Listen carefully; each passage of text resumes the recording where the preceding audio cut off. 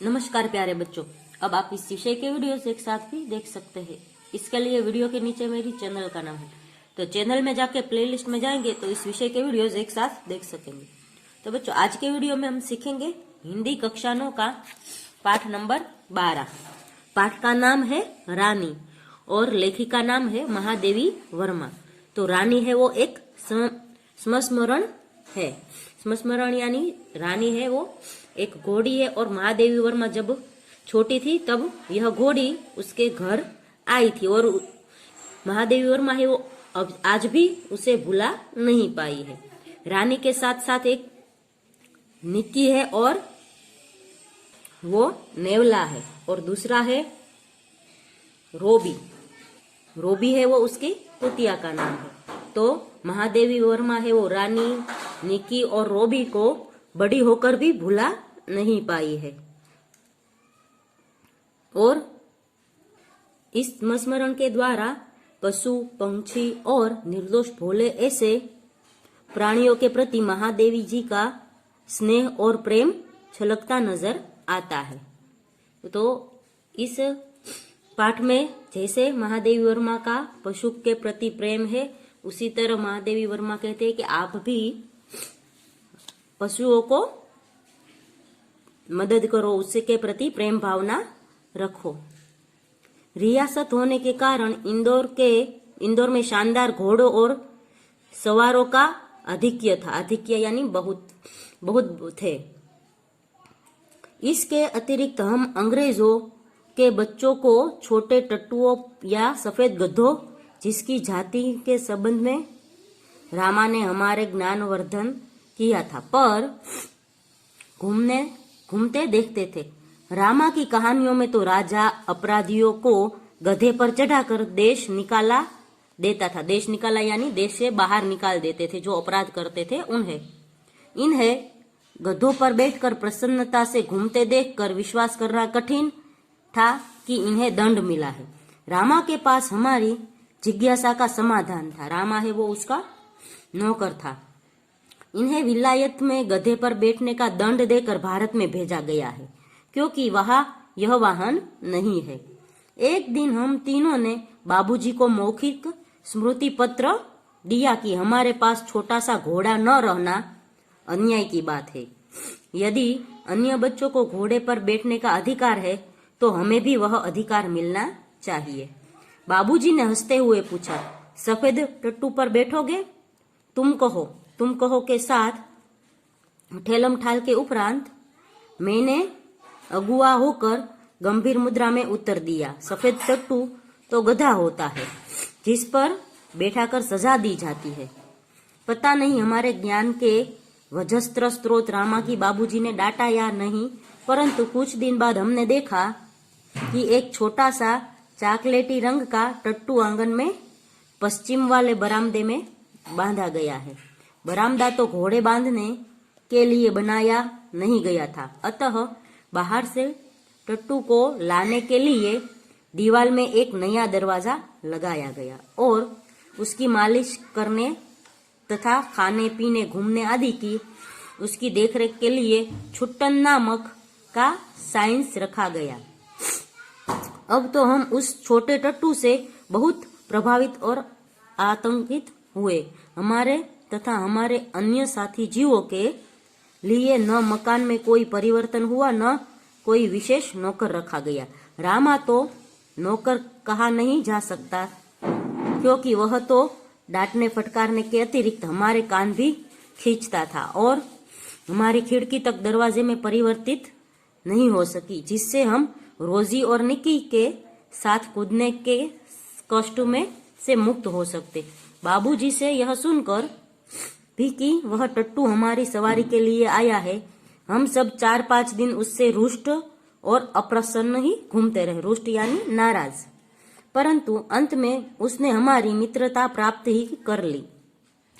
रामा से उसका नाम पूछने पर ज्ञात हुआ कि उसे ताज रानी कह पुकारा जाता है।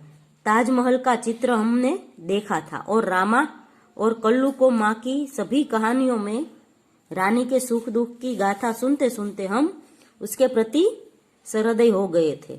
ताजमहल जैसे भवन की रानी होने पर भी यह वहां से कहानी को रानी की तरह निकाल दी गई थी।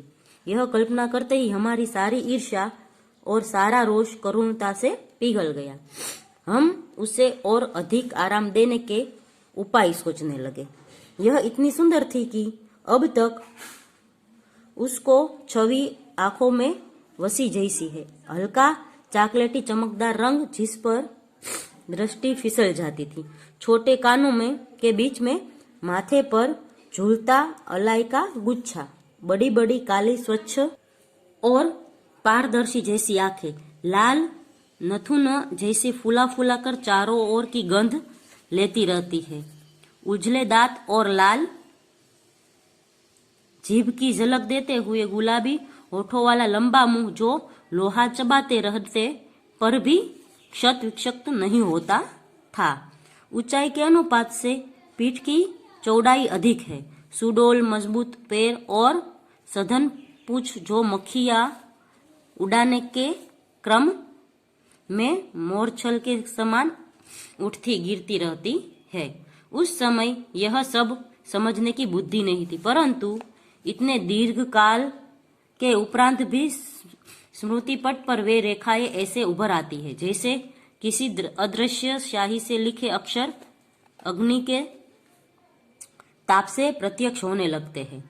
हम बार बार सोचते हैं कि वह कुछ और छोटी क्यों न हुई होती तो हम रोजी और निकी के समान उसे भी अपने कमरे में रख लेते। रानी को अपने कमरे में ले जाना असंभव नहीं था, अतः अस्तंबल बना हुआ बरामदा ही हमारी अराजकता का कार्यालय बना। बरामदा घोड़े बांधने के लिए तो बना नहीं था, अतः उसकी दीवार में एक खुली अलमारी और कई आते ताक थे। उन्हीं में हमारा स्वेच्छया विस्थापित और शरणार्थी खिलौनों का परिवार स्थापित होने लगा। रानी की गर्दन में झूल झूल कर, उसके कान और अयाल में फूल खोस खोस कर और उसको बिस्कुट मिठाई आदि खिला खिला कर थोड़े ही दिनों में हमने उससे ऐसी मैत्री कर ली कि हमें न देखने पर वह अस्थिर होकर पैर पटकने और हिनहिनाने लगती। फिर हमारी घुड़सवारी का कार्यक्रम आरंभ हुआ। मेरे और बहन के लिए सामान्य छोटी पर सुंदर जीन खरीदी गई और भाई के लिए चमड़े के घेरे वाली ऐसी जीन बनवाई गई जिससे संतुलन खोने पर भी गिरने का भय नहीं था। बाहर के चबूतरे पर खड़े होकर हम बारी बारी से रानी पर आरूढ़ होते यानी बैठते और छुट्टन साथ दौड़ता हुआ हमें घुमाता। सवेरे भाई बहन घूमते और स्कूल से लौटने पर तीसरे पहर या संध्या समय मेरे साथ यह कार्यक्रम दोहराया जाता। परंतु ऐसे सवारी से हमारा विद्रोह प्रकृति के कैसे संतुष्ट हो सकती थी। अस्तंबल में रानी की गर्दन में झूलकर तथा स्टूल के सहारे उसकी पीठ पर चढ़कर भी हमें संतोष न होता था। अंत में एक छुट्टी के दिन दोपहर में सबके सो जाने पर हम रानी को खोलकर बाहर ले आए और चबूतरे पर खड़े होकर उसकी नंगी पीठ पर सवारी करते बारी बारी से अपनी अधूरी शिक्षा की पूरी परीक्षा लेने लगे। यह स्वाभाविक ही था कि ताज रानी हमारी अजारक प्रवृत्तियों से प्रभावित हो जाती। वास्तव में बालकों में चेतना के विभिन्न स्तरों का बोध न होकर सामान्य चेतना का ही बोध रहता है, अतः उनके लिए पशु पक्षी वनस्पति सब एक परिवार के हो जाते थे। निकी रानी की पूंछ से झूलने लगता था। रोजी इच्छानुसार उसकी गर्दन पर उछलकर चढ़ती और नीचे कूदती थी।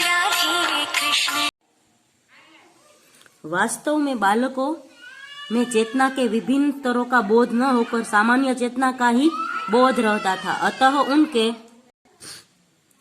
लिए पशु पक्षी वनस्पति सब एक परिवार के हो जाते हैं। निकी रानी की पूंछ से झूलने लगता था।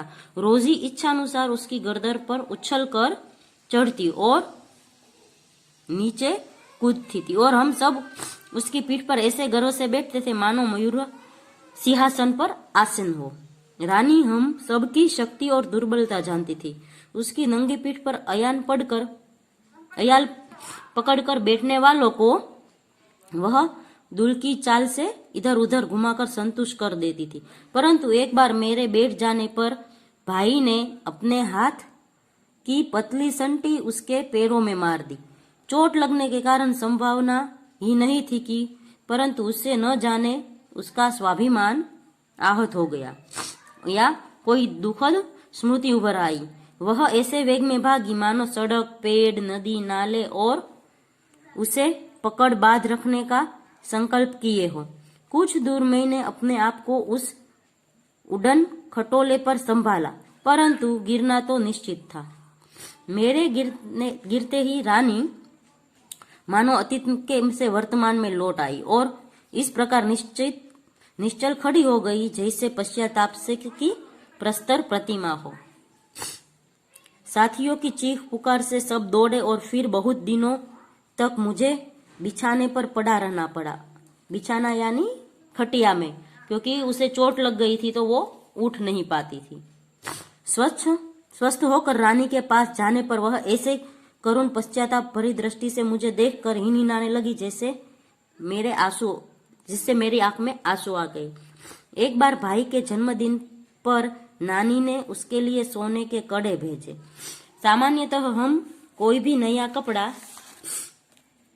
या आभूषण पहनकर रानी को दिखाने अवश्य जाते थे। सुंदर छोटे छोटे शेर मुंह वाले कड़े पहनकर भाई भी रानी को दिखाने गया और न जाने किन प्रेरणा से वह दोनों कड़े उतारकर रानी के खड़े सतर्क कानों में वलय की तरह पहना लिया।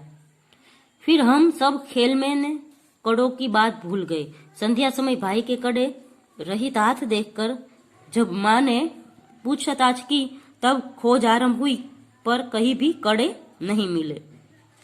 रानी अपने कान को खुरों से खोदती और हिनहिनाती रही। अंत में बाबूजी का ध्यान उसकी ओर गया और उन्होंने मिट्टी हटाने का आदेश दिया। किसी ने कुछ गहरा गड्ढा खोदकर दोनों कड़े गाड़ दिए थे। दंड तो किसी को नहीं मिला, परंतु रानी सारे घर के हृदय में स्थान पा गई। एक घटना अपनी विचित्रता में स्मरणीय है। एक सवेरे उठने पर हमने रानी के पास एक छोटे से घोड़े के बच्चे को देखा। यह कहा था, कह कर हमने रामा को इतना थका दिया, उससे निरुपाय घोषणा की कि यह नया जीव रानी के पेट में दाना चारा खाकर सो रहा था। भाई ने उत्साह से पूछा, और भी है? और रामा ने स्वीकृति में सिर हिलाया। अब तो हम विस्मित भी हुए और क्रोधित भी। ये छोटे जीव कोई काम धाम नहीं करते और हमको पीठ पर बिठाकर दौड़ने वाली रानी का दाना चारा स्वयं खाकर उसके पेट में लेटे रहते हैं।